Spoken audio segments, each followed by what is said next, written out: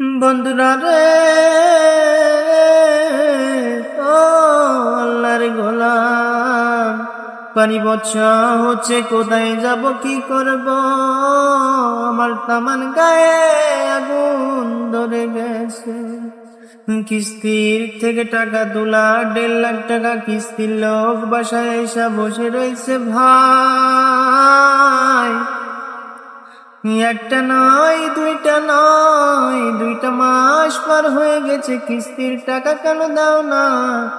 আমি সুর দিয়ে বলি, ভাই রে ভাই,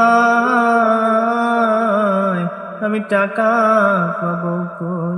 পানি বর্ষার সময় বাইরে যাইতে পারছি না, টাকা পাবো কই? আর 1টা মাস সময় দেওয়া যায় না? বলে, ভাই রে ভাই, তুমি যদি টাকা না দাও, গাটির থেকে টাকা দিয়ে এইটা পূরণ করতে হয়। যদি আমি এইটা গাটির থেকে দিয়ে পূরণ করি, আমার সংসার কিভাবে চলবে ভাই?